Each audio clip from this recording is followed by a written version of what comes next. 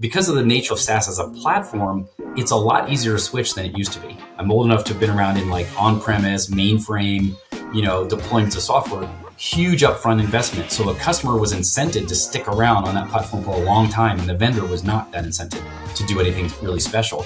In SaaS, switching costs are much easier. And so there's a lot more work that has to happen on the customer success side to, again, ensure value, high value use cases, et cetera. So a lot of what we do is focus on doing our best to measure customer health. And you can think of health from a vendor's perspective as value from a customer's perspective. So if I believe you as a customer are deriving great value from Box, I will give you a high health score. If I think you're not deriving great value, you're going to have a low health score. So the battle for us is less about, we've got to fend off these competitors all the time. Really, if you think about it proactively, our job is just to deliver as much value as we possibly can.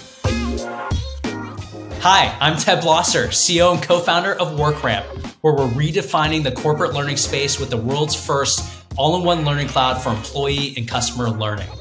Welcome to the Learn Podcast, where we learn from the biggest leaders in SaaS and hear what makes them successful. Hope you enjoy the show. Hey everyone, so excited to have you back today. We are delighted to have on our guest, Jon Herstein, Chief Customer Officer at Box. Jon and I worked together back in the day at Box, so I'm so delighted to have him on the show. Thanks for joining, Jon. Absolutely, Ted. Thanks for having me on, and it's great to see you again.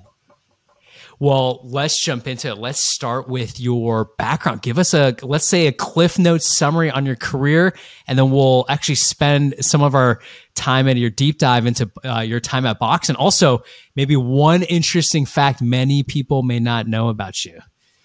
Okay, sure. So I spent most of my career in consulting. So I came out of college with a computer science background, worked for a company that used to be called Anderson Consulting, now Accenture, you would know it as, and then worked for a software company called Informatica, then one called NetSuite, and now here at Box. So I'm a little unusual in that I tend to spend a lot of time at one company, and I think my average tenure at companies now is 7 or 8 years.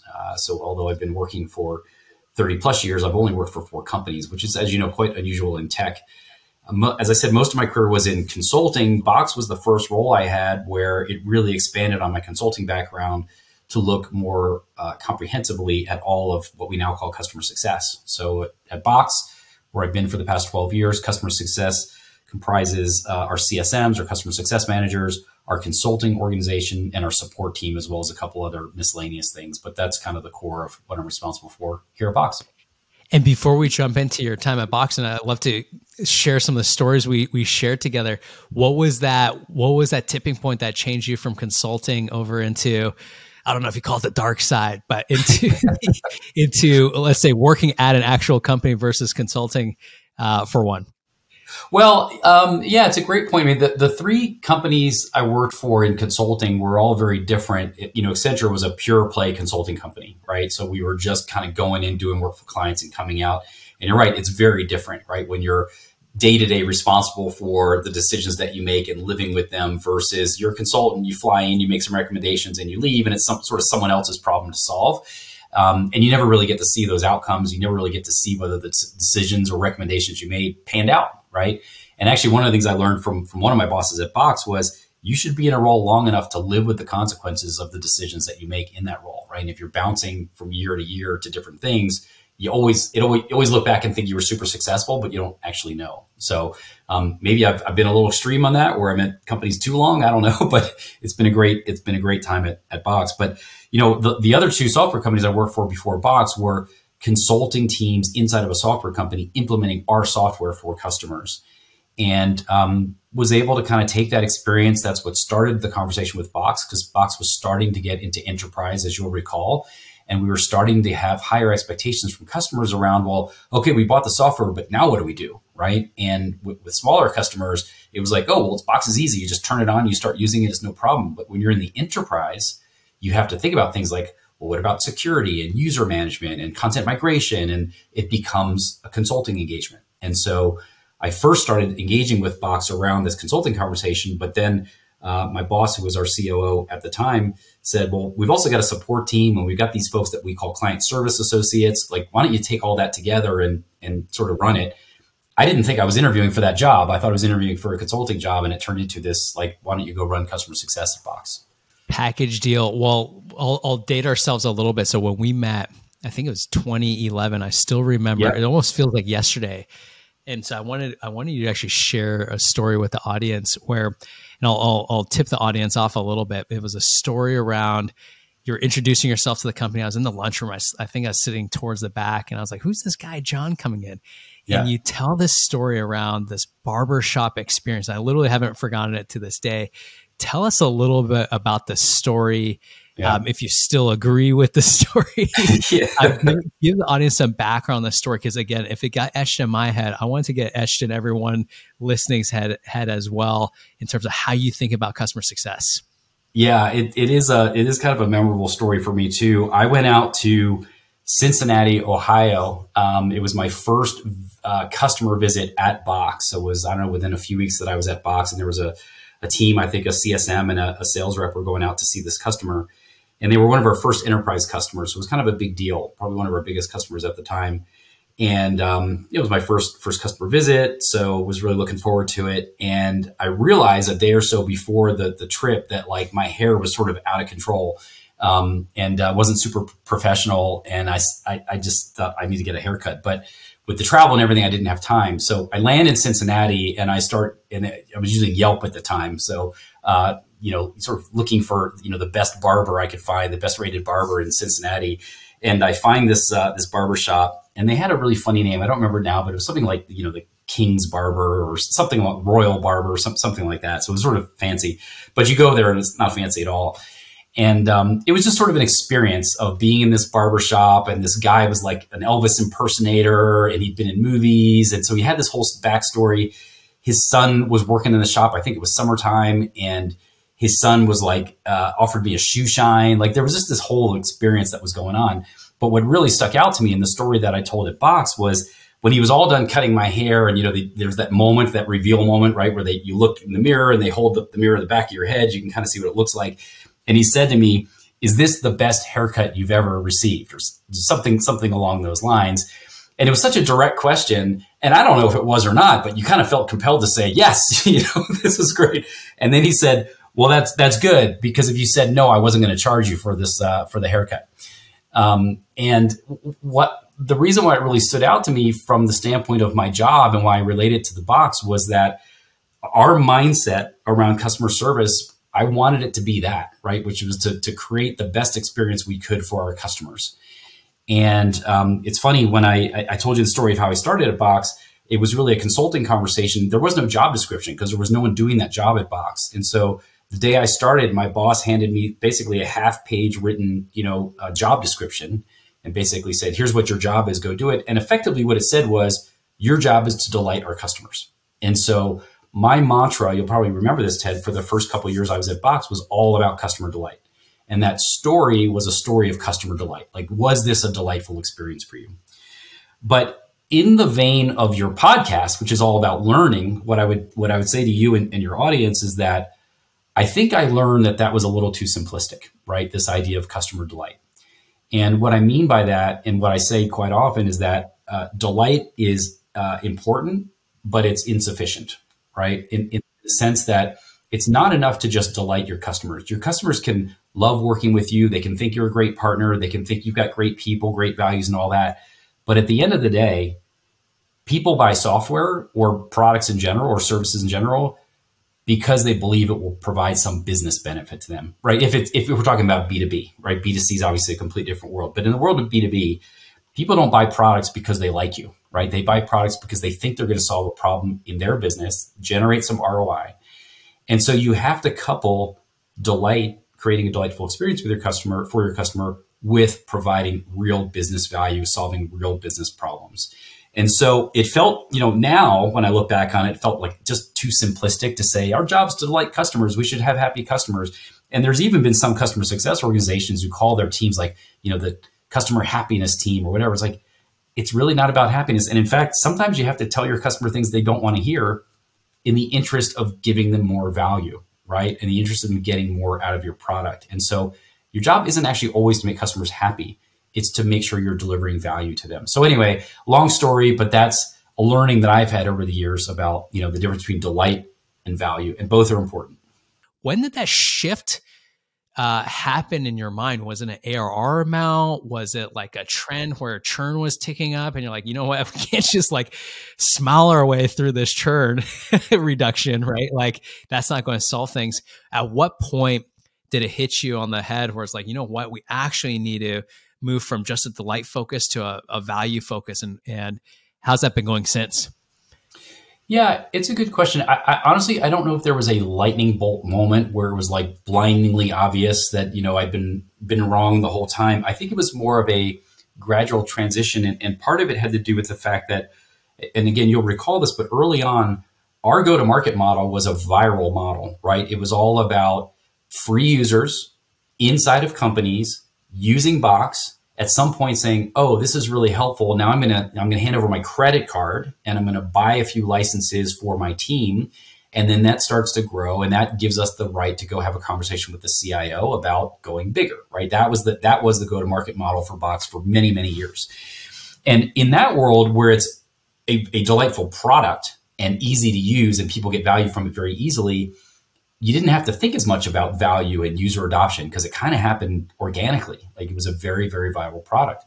But what you learn in particular, as you move from SMB and our free user base into enterprise, is things don't happen like that in the enterprise, right?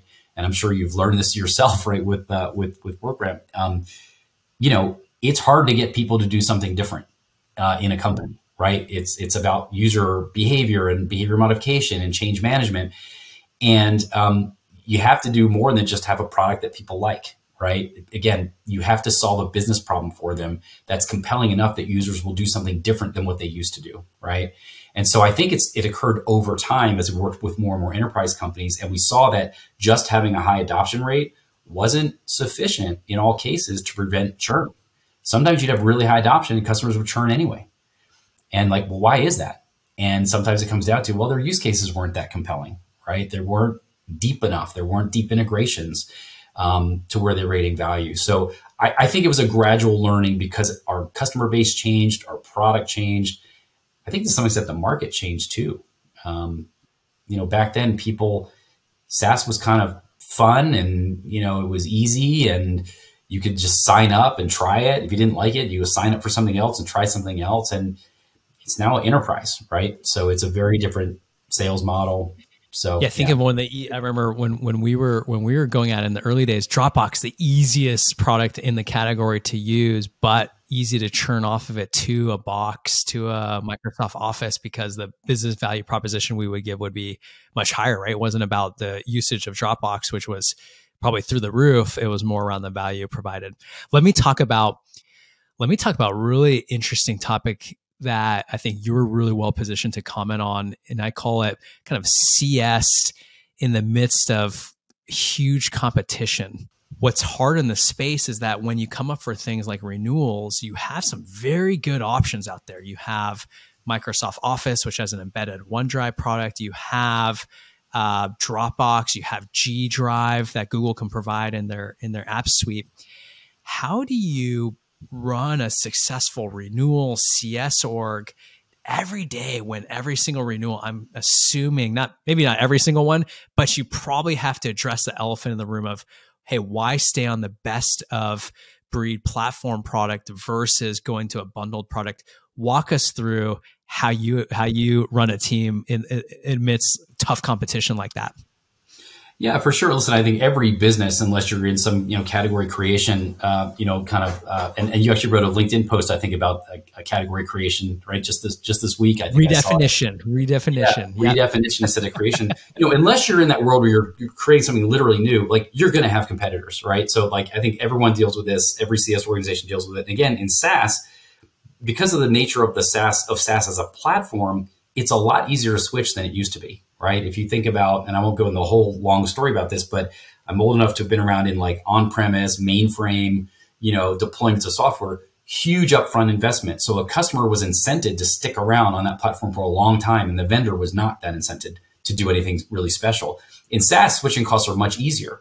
And so there's a lot more work that has to happen on the customer success side to, again, ensure value, high value use cases, et cetera. So a lot of what we do is focus on doing our best to measure customer health. And we've got a whole framework for how we measure that. And you can think of health from a vendor's perspective as value from a customer's perspective. So if I believe you as a customer are deriving great value from Box, I will give you a high health score. If I think you're not deriving great value, you're going to have a low health score. And so that's kind of the way we think about it. So the battle for us is less about, oh, we've got to fend off these competitors all the time. Really, if you think about it proactively, our job is just deliver as much value as we possibly can, which goes back again to some of the conversation we're having around delight. Like that might not always mean just making the customer happy. It might mean pushing the customer, challenging the customer to do more, right? And one of the things that we've done from a licensing perspective is bundle more capability into our core product from a license perspective. So now the customer has access to digital signature through Box Sign, collaboration through Box Canvas is coming to GA soon, security features through Box Shield, but the customer has to do work to get those things up and running. So a lot of the work we have to do in CS, and it's not just CSMs, it's consulting and support, is challenge the customer to say, you're doing really basic stuff. You're not getting all the value you could. And think about it, that's a tough conversation, right? Because if I go to you and say, doing your job poorly. Yeah, you're not doing your job well. Oh, and by the way, you're paying too much for what you're using. And that, that could spark the customer to say, oh, well, we'll go look for something cheaper. No. That's not the point. The point is you have access to all these capabilities. Let's figure out how to maximize them. So a lot of our work in customer success is less about like worrying about competition. They're there. Trust me. It's more though about how do you get the customer to get the most value they can from what they're already, spending right with you, because they have access to all these features. Let me deep dive into this a little bit further. So I'm going to take a hypothetical customer. Let's say you have customer Acme Corp. Yep. They're doing really well. Product. Love those guys. There. Great customer. Acme Corp, the best company. Amazing. Yeah. They're doing great things with the product, high product usage. They're showing that they're getting value. So in your QBRs, they're saying, hey, we're checking the boxes for the use cases that we want to satisfy. Then when you come closer to renewal and having those hard conversations, is your philosophy be proactive in saying, hey, are you looking at competition? Are you looking at other vendors? Or is your philosophy more around, hey, we keep blinders on what we can control and we kind of roll into a renewal and into the next term, just assuming things are all fine dining? What's your like, if we have to get a little more tactical, what's your advice there? Yeah, I would not be complacent, particularly when you're dealing with these sweet kind of vendors, right? Because here's the reality. If we take Microsoft as an example, in a sense, you could say we compete with Microsoft. We don't really directly compete with Microsoft because we don't have the breadth of products that they have, right? We don't have a productivity suite. We don't have a Active Directory tool, right? That's not what we do. We're a content platform. And the argument would be, well, Office 365 also has a content platform in OneDrive, so why wouldn't we just use that because we're already paying for it? We have to make that argument every day. What's the added value of using Box, et cetera? But the reality is it's not just a competitive situation. It's really a coexist situation. Every one of our customers is also a Microsoft customer or a Google customer or both, right? So it's not a question of like my CSM is trying to convince a customer to not use Microsoft. That's never going to happen, right? Or not use Google. That's never going to happen. It's more how do we position ourselves as part of the ecosystem for the customer and why there's a value add in using us plus those other products as opposed to us instead of those other products, if that makes sense. So yeah, we have to be proactive because otherwise, if we assume everything's fine, and even sometimes, usage looks good, and we talked about this earlier, but just because usage is good, if the use cases are low value, really basic things, it doesn't matter how high your adoption is. If they can very quickly say, oh, we can just take those use cases and re-platform them. It's a little bit of work to do migration, but not that big of a deal. That's a problem. You have to look for really high value, deeply embedded, highly integrated use cases. And that's the benefit we think of having a platform is that we have those capabilities to deeply integrate into other things. Yeah, to regurgitate what you're saying is like understand the customer's tech stack, and whether you are competing against a bundle player or not, if you understand the tech stack and you're deeply integrated into their tech stack, you can just position, hey, we are the best choice in this part of your tech stack. We understand your business. Let's leave us put for the next renewal. So that's great. That's great advice. Let me actually switch topics just a little bit. I don't think I've told you this whole story too, but I'm actually curious to get your opinion. It's going to be around scaled CS here in a second. But so when I was at Box, I remember when I was a product manager this time, it's 2014, I think. And Aaron Levy, the CEO, for those of you who don't know him, would rush into the room and say, "Oh, I just love self-serve. I love our SMBs. They're a great funnel for us. Let's go build like 10 things for SMB." And so all of the PMs would look at each other and say, "Oh, okay, let's go build some SMB focus features." And then I remember once I started WorkRamp, I think that was 2018. I was running our Series A pitch deck by him, late 2018. And at that time, ServiceNow was just crushing it. And he's like, "Oh, geez, I wish we just had only enterprise customers." And it was just funny how every year would almost shift with Aaron, where he would almost see that the grass is green on the other side, where I think ServiceNow had like 97% gross retention. Like in one quarter, they did $150 million deal. So he was just really envying them. The reason I bring up this whole story is Box is one of the few SaaS providers that can scale the whole spectrum from your freemium 3-person account or even single person account all the way to Fortune 100 companies that use Box. And so you have this hard dilemma where you also have to control cost of goods sold, your gross margins. A lot of that falls under your team. So you're probably an expense line item that Dylan Smith, the CFO, doesn't love at points, right? If he wants high gross margins. How do you view scaled CS now? Has that evolved over time with the company? But give us your point of view on scaled CS in the Box world.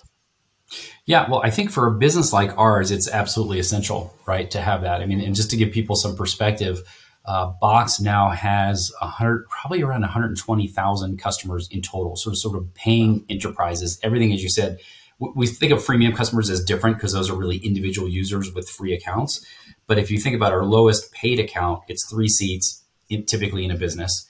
And it goes up to customers who have, tens of thousands, or in a couple of cases, hundreds of thousands of users. So from a CS perspective, you're spot on. That's a really hard problem to solve because, I think CSMs have been around long enough that companies know how to solve for very high value, very high touch customers, right? You put a very experienced, very senior, maybe director level CSM on that account, and you say, go do everything you can, right, to make this customer happy and successful, et cetera. You can't do that for 100,000 companies, right? It's just impossible, right? You just literally couldn't scale the business. To your point, from a margin perspective, from a hiring perspective, it's impossible. So, and I think, what have we learned about that? Initially you think about, how do we have a pooled model where a CSM now, instead of having 10 or 15 or 20 accounts, now has 100 or 150. At some point, it doesn't matter how many accounts you have in your pool because you're never going to talk to all of them. So you have to pivot to not a human first engagement model. You have to pivot to a programmatic or automated first model, and then figure out where are the touch points where it's actually really essential to have a human. So it's not to say you're going to have a pure digital engagement or relationship with a customer, but think of it as digital first. And then you sprinkle into that, okay, when is a human required? And maybe it's, you build early warning systems to identify where there may be risk in account. Okay, now have a human reach out, or automate a bunch of outreach to the customer. When you finally get them engaged, now have a human have the conversation. AI obviously will take us much further down this road than we've been already. But even things like scheduling software, like just think about, you got a really small company and you're just trying to get them to talk to you for 30 minutes, a 30-minute consultation, talk about their value. Just getting that meeting scheduled, right, could involve a lot of back and forth human, touch. Well, automate that, right? And then get it to the point where the customer says, yes, I'm happy to meet with you. I'll meet with you next Tuesday. Great. Put a human on that call. So it's sort of figuring out how to segment, and you'll hear a lot about segmentation. You've got segmentation on the sales side. How do you segment on the CS side to align with sales, but also think about different strata of customers based on what they're spending, what their strategic value is. So a lot of the work in CS in terms of planning is just, what's your segmentation model look like? How much resource do you allocate to each of these different segments? How do you think about ratios? How do you think about cost? And then the hard part really is not just the planning, but it's how do you then go execute, right? How you engage well with 100,000 customers digitally.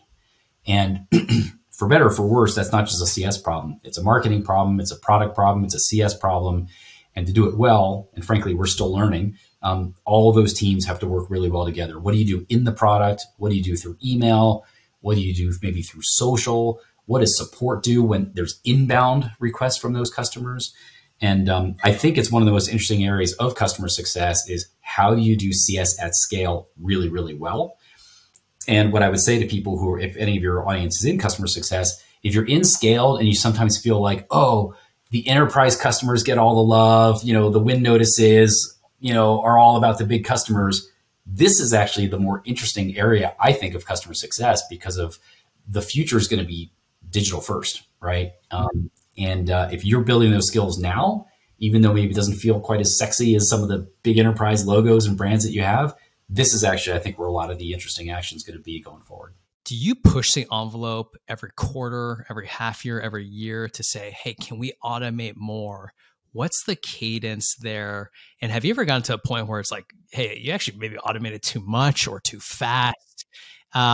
Walk me through just a couple minutes before we get to the lightning fire round here, how you would recommend people look at scale CS and pushing the envelope a little bit. Yeah, I don't think we at Box have reached a point where I'd say we've automated too much. I think where if there's an area where we're not doing it as well as we'd like to, it's just more around the coordination of all those different groups that I talked about. So what are we showing to end users in app to help them with the initial onboarding process? What sort of nurture do we do with them via email coming maybe from the marketing team over time to get them engaged in new products and features? Like that's a really big thing in SaaS. You introduce all these new capabilities constantly in your product and they just sort of magically appear on your platform. Well, how do you get the customer to actually use those things, right? And so a lot of that is nurture. It's like, how do you make them aware of it in the product? How do you get them to try it? How do you get them to use it? And so a lot of our focus is actually around that. And again, working with product and marketing on those pieces. But yeah, I do think every quarter you should be looking at, particularly as your customer base grows and the diversity of your customer base grows, you have to constantly be looking at sort of what is the best way to engage with this set of customers. And so for some of them, it's not going to be digital first, right? There's some we're doing very, very well in the public sector space. Government clients, they want high touch, right? That's not a digital space, right? So it's figuring out what the right model is for the right set of customers and aligning your resources to those. Yeah, hopefully you're not putting the DoD in your Scale CS segment. Right, right. And one thing I would say is, I think this is another area of sort of learning on that theme, is that I don't think CS leadership think about this as an either or. Like a customer is either a digital customer or it's a CSM named account sort of a customer. You actually have to do both. And what you have to think about is there'll be some customers that are digital only, some customers that are digital first with, again, human contact where it's appropriate, and other customers that will be digitally enabled, but maybe human first. So think about your highest value $1 million customers. They want a relationship with a customer success manager, with an account manager, with a renewal manager, right? A technical account manager, whatever the high touch resources are, but you should support all of that with the same sort of digital resources that your mass customers get, right? You should have a great support site, a great community site, great resources that are sent outbound to customers to tell them about new features and capabilities. Don't assume your CSM is going to do all that, themselves. So it's not one or the other. And I think for too long, we probably thought of it as like, oh, we have digital customers and we have, human customers. And it's not that black and white. That's a great framework. We should publish something around that 3-part framework, but that's a great way to look at things. Jon, this has been an awesome conversation. I'm going to close us with a 2-minute, what we call learn rapid fire round. That 30 minutes went by fast. I could talk to you for 3 hours, Jon. It's been so long. Fun. But okay, so this learn rapid fire, I'm going to give you a quick question. Give me a 1 or 2 line answer for each. These are all learning related for the theme of the podcast. So the first question is, who have you learned the most from in life? One thing I would say is I think you actually learn a lot from people who are very different from you. So if I think about my various bosses, and I've been lucky to have a few bosses for many, many years. I've only had 2 bosses at Box in 12 years. And stylistically, very different people from me, right? And so they challenge you in different ways. Sometimes maybe you butt heads a little bit because you don't see things in quite the same way, but you also grow because they're like making you uncomfortable about the way you approach things. And so think about learning not just from people who already agree with you or already do things your way, but actually do things in a different way. And at first it may be super uncomfortable, but I've learned a ton from my current boss and we are very different. So I love that answer. Okay, next one. What is one podcast, book, blog you've learned the most from, or even that it's hot on your list right now that you want to recommend? Yeah, I mean, I don't know if I'm a great podcast person in terms of like, I'm going to listen to this one from now on, obviously, but like from a learning perspective, I do it more as sort of a distraction or to like maybe blend a little bit of like personal interest and business. So the All In podcast, I don't know if people know that one. It's pretty well known, but on the one hand, you can find it fairly annoying because it's a bunch of really rich people talking about things. But on the other hand, pretty interesting perspective on everything from politics to technology to science, economics, et cetera, global political things. So that one's kind of interesting. But the thing I would say, and maybe it's a little bit of a lesson from my career is, learn from others trying to do the same thing you're trying to do, right? So not so much a podcast, but, networking with other people outside of your company who are trying to accomplish the same things you're trying to accomplish. And so some of the best things I've learned about customer success were from other CS leaders that don't even work at Box. I love that. And you're right. I think All In podcast, I'm spouting out facts from the podcast, but you're right. At the same time, like these are just four guys who've made billions of dollars. Right. Just, like they have a very different perspective than I do. But it's heavy debates. So, interesting. Yeah. All right. One topic, if you were, let's say, if you retire, had all the time in the world, you would want to learn about in the future. It could be anything. Yeah, this one's easy, actually. I'm a geek about woodworking, and I would love to, in my retirement, just build things with my hands. And so I watch a lot, like a ridiculous amount of YouTube videos of just a few woodworkers that I follow on techniques and tools. And it's a weird obsession. Should have brought something on the show. That would have been great. Yeah, we're moving soon. I'm going to have a little more space after we move. So check back with me in a year and I'll have made something. Last one big piece of career advice for anyone who wants to get to the top of the mountain like you have. What's your biggest piece of career advice?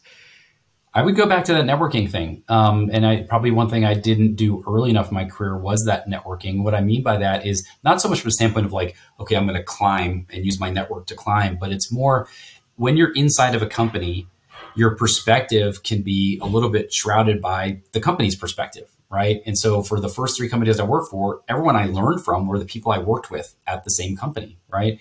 And when I got into the job at Box, I'd never run a customer success team before. I'd never run support before. I never had a team called CSM.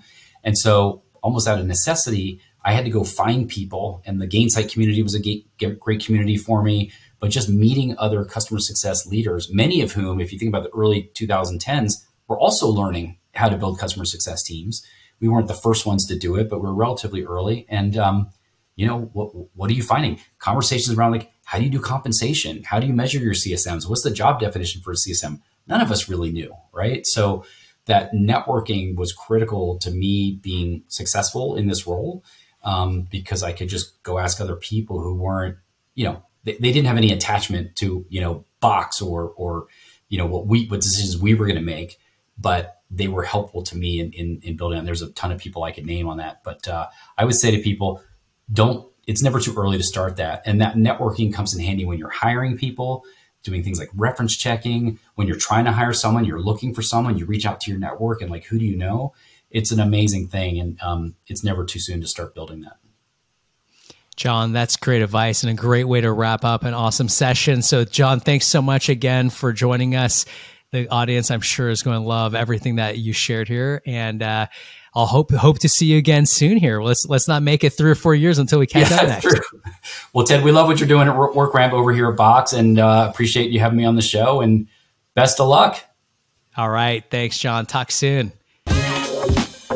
Thank you, everyone, for joining. We hope you enjoyed the episode. And remember, always be learning.